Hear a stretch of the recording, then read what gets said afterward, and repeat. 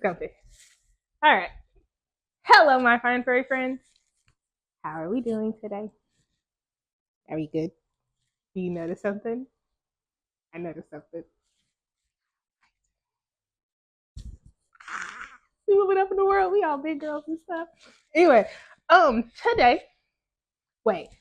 Question: did you drink your water today? Have you eaten today? Did you take your vitamins today? I believe you. So good job. Good job. I'm proud of you. Today we are gonna talk about what you want, boo. You know what you want. You know how to tell other people what you want. Are we just kind of stuck in people pleasing? Well, we're gonna stop that. We're gonna break that. We're gonna teach you how to identify what you want and tell you how to tell people about it today. In a minute.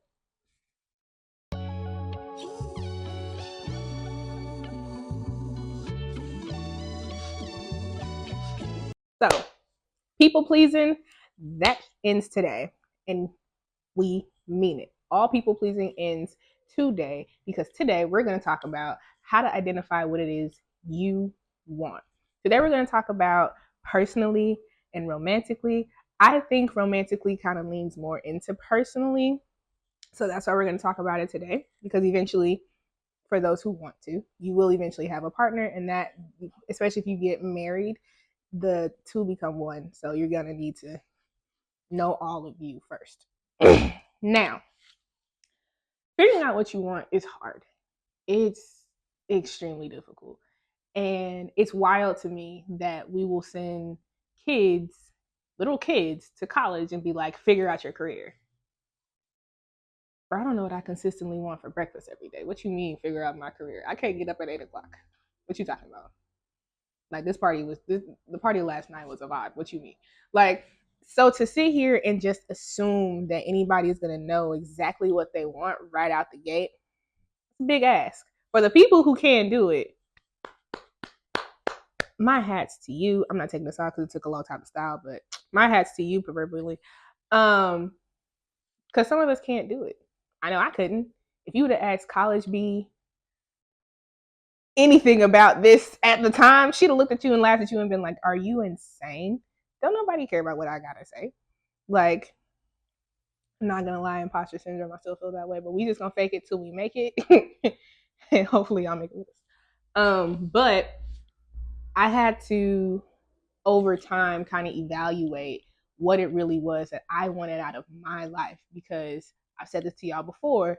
God only gave us long, and I'm not wasting it on something that I don't want to do. I'm not wasting it on people that I don't want to be around, and I'm not wasting it on things that do not feed me and my soul. So some of my number one tips about trying to figure out what it is that you want, and kind of ties into romantically, date yourself. Take some time to just be with you alone, nobody else.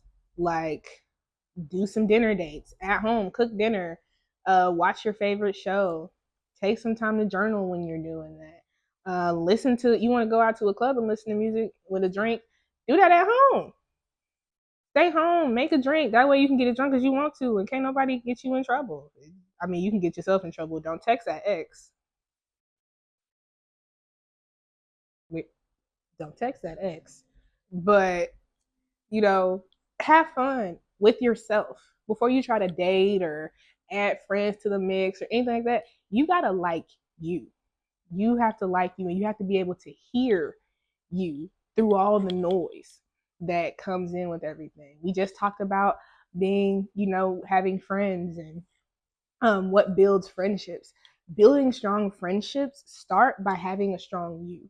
Having a strong you introduces that friend to you, and then gives that friend something to hold accountable to. Whenever I start slipping, the Dominiques and the Sarahs, they're the people that kind of be like, hey, like, even hell, today, Sarah was like, I'm getting a vibe from you. And I had to admit to myself, like, yeah, I'm not, something's up. Like, I don't like this. We talked about it. She gave me a little pep talk, and then we're back. We're back in line. You knowing yourself teaches other people how to know you. So, like I said, date yourself. That's one. Two, or like one part A. Sit down and write out everything you want to do. Everything you want to do. And I mean, even if it's like the most minuscule thing, I want to, I don't know, take a everything shower 3 times a week. Even if it's stuff that's that small, stuff that you think is minute, write it out, write it down, and make an action plan on what you want to do to get there. So, like, to the point of, for me as a mom of, three little things, we talked about this not last series, the series before that. I got three little things at home. They running around, they doing the things. I'm busy as all get out. I feel like a chicken with my head cut off that's running on hot fires. So, a lot of the times, I'm not able to take care of myself the way I want to. So if that means I do have to cut out that little hour of time at the end of the day or the beginning of the day to say, I'm going to take a shower. I'm going to fully do my oral hygiene system. I'm going to exfoliate 3 times a week. My word is not law. Don't do that if your skin can't handle that. I'm going to, pick out my clothes for the week today. I have to actually make actionable plans to do that, because if I don't, I will get swallowed up in this mommy thing. And I did that before. Couple couple free thought Fridays ago? We talked about that. And I've done that before. I've gotten so stuck up and sucked in into being a mom that I forgot to take care of me, the relationship that I had at the time, my friendships that I had at the time. I was so caught up in trying to be the perfect mom that I forgot how to be the perfect me. And you can't do that. You have to have something in your cup to pour out into other people. And if ain't nobody gonna put it in your cup, you gotta put it in your cup on your own. So date yourself. Write out everything and make an action plan on what to do. I've said this before. Number 3, be patient with yourself. Give yourself some grace. Because sometimes you may think you like something, or you may think you want to do this. You start trying to do it and you realize that is not for me. And that's okay. Like, that's perfectly okay. Do not sit here and be like, I made the plan and now I got to do it. No, you don't. You really don't. You don't have to. If you don't like it, move around. If you don't like it because it's difficult and it's challenging you in a way that you need, I would suggest not to dip out of there. But it's your life. Do what you do, homie. But if it's really causing you issue, dip. It's okay. The thing I heard today, we have to realize that sometimes good choices can make you feel bad at first, because it's such a shift in what you're doing. If you're a person who's been an addict or an alcoholic, making that initial choice to quit and go sober, that initial choice is hard. You out here fighting demons every day. But it does not change that it was for your benefit and it's for the best. So do it and stick to it. But if you can't, if you start to change something in your life and it's just not working for you, or you try something new and it's just not working for you, go back to the drawing board. Figure out what needs to be changed. If you want to stick to it, figure out what needs to be changed to help you get better at it. Or if it's really not working for you and it's harming you, step out. That's okay. No one expects you to be perfect, and you shouldn't expect you to be perfect, because you know who never expects you to be perfect? Your creator. Your creator doesn't expect you to be perfect. Your creator expects you to be the person that they made. Perfectly imperfectly you. So, you guys know Sarah's here. I never do anything without Sarah. So, hi, Sarah. Hi. We are so unserious. We are. I love it though. I do love it. So yeah, thank you so much for having me. What's up, girlie? Well, I mean, you talked a lot about different life changes, Yeah. and making sure that you're staying in tune with what you want personally. And I feel like a lot of those life changes can happen at the same time. So like, for sure, you can graduate college, you can move out of your parents' house, you can get a new job in a completely different state, just brand new everything, and it can feel really easy to just be overwhelmed in all of the newness and not take a step back to figure out where you fit in all Mm-hmm. of this now because you're a new person. We're Yeah. forever evolving. So, are there any personal experiences that you can draw from to kind of help tell everybody, this is kind of what it's like applied to real life? Um, I would really say, I mean, we talked about this past relationship that I had, um, kind of thrusted into change. 6 years being with the same person for so long, having 6 years, three children, moved a couple times together, moved for one another. Um, that entire shift, becoming a single parent again, and this time not to one but to three. What would be three? Because I was pregnant when he initially broke up with me, and I'm not too big to say it. He broke up with me because we had talked about options, and I let him know like if we were gonna have a separation, I'm not gonna do that. We're just gonna be broken up because I'm not gonna be insane. I'm not gonna repeat the same things expecting different results. That's crazy. Um, but stepping into that, being a single parent, being responsible for everything by myself, and having to get to know who I am now, because 6 years ago, walking into this relationship, completely different person. Like 6 years prior, fresh out of college, had only taken out of college for a year, had worked in a career field, was really only worried about myself. To now, out of college for a while now, had been um, basically like a wife and mother. This one part of my identity was gone. So having to redo everything and get to a point of, you know, re-examining what it really is that made me happy. Mm-hmm. It took some time. I'm not gonna lie, it wasn't 6 months either. It was almost a year. I had made a like concrete decision, like, hey, we're not gonna date for real for at least 9 months to a year Mm-hmm. because we got to get to know us again. You were with somebody for 6 years, and yeah, y'all did certain stuff, but did you do it because you liked it, or did you do it because y'all liked it? Right. Do you do these things because you like them, or do you do them because it brought y'all commonality? So taking the time to really get to know me, date me, like me again, because I had gotten into a point where I questioned if I liked myself because I didn't recognize myself. My family didn't recognize me. My friends didn't recognize me. So really taking the time to be like, what is it that you like? And after I figured out what is it that I liked, what is it that I want for real? Like, you know what you don't want because 6 years down the drain. So romantically, you know what it is you want. How do you get it? You're not gonna get it by just like expecting some man to just come in and white knight it up. No, you got to put in the work for you. So I took the time, like I said, I dated myself. I wrote it out what I wanted.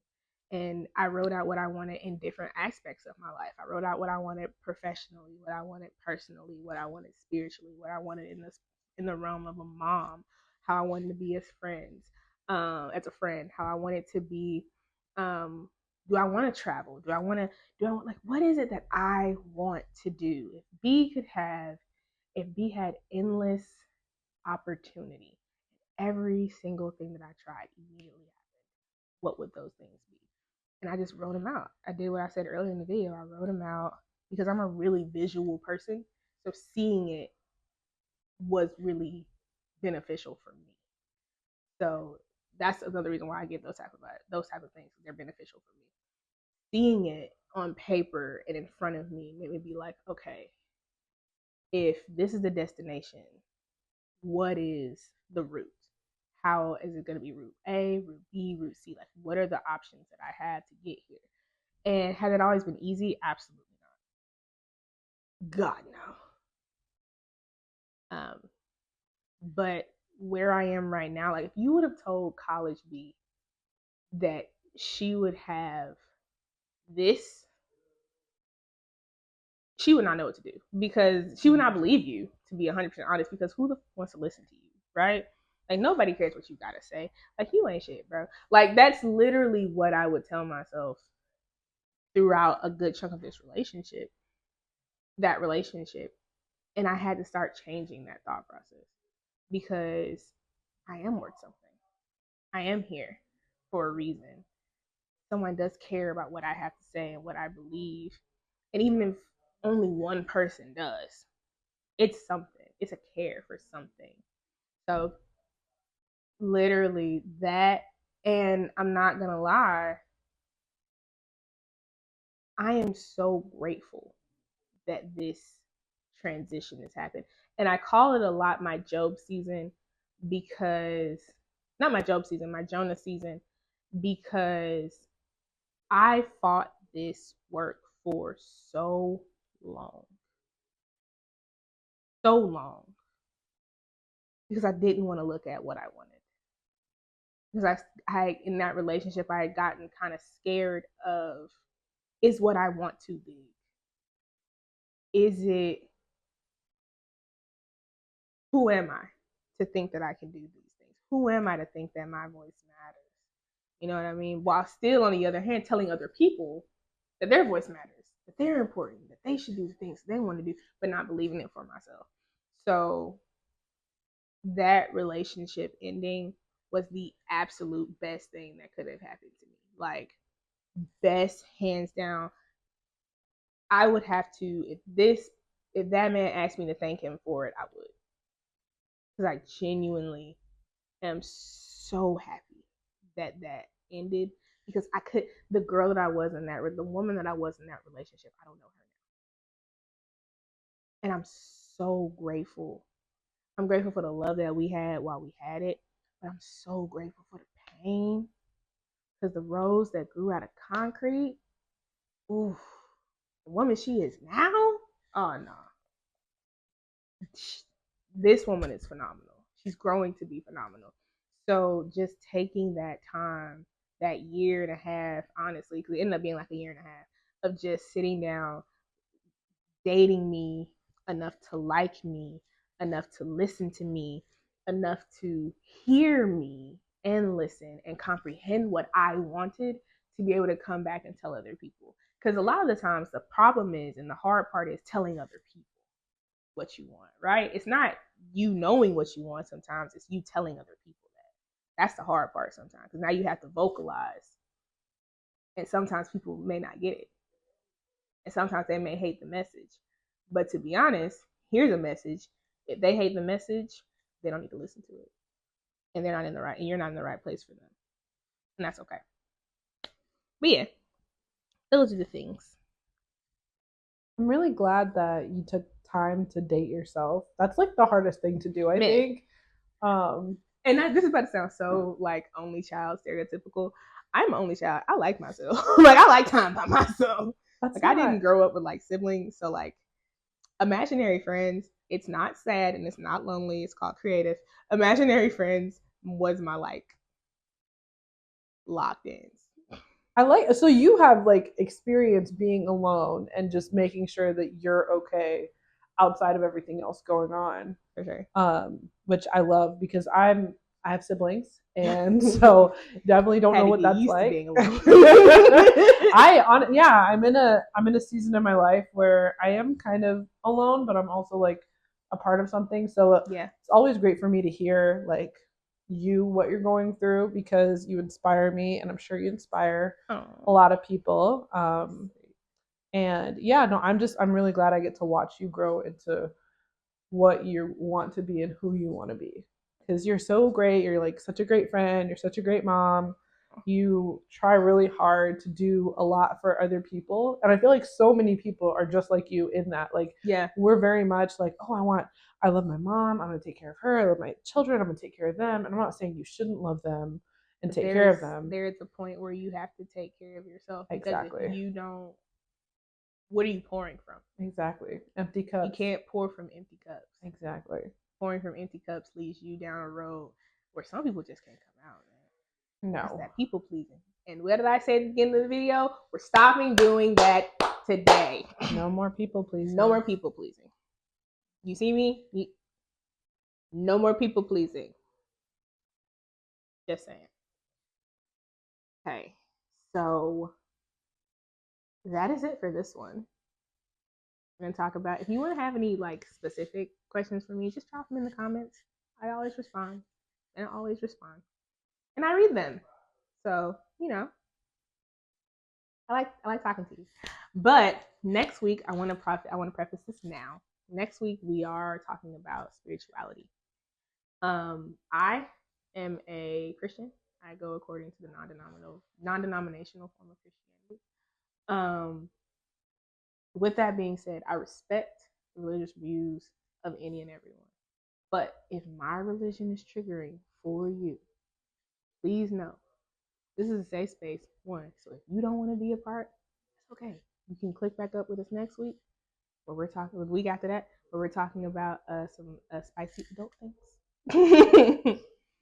But if next week is too hard for you and it's too triggering for you, maybe it's okay. Listen, we'll see you. You're still my fine furry friend either way. But I wish you love. I wish you peace. And of all things, I wish you happiness. And remember, life is not dress rehearsal. It is your final performance. So live you stay like it's your last, because God only gave us what? That long. I love it. Love you. Bye.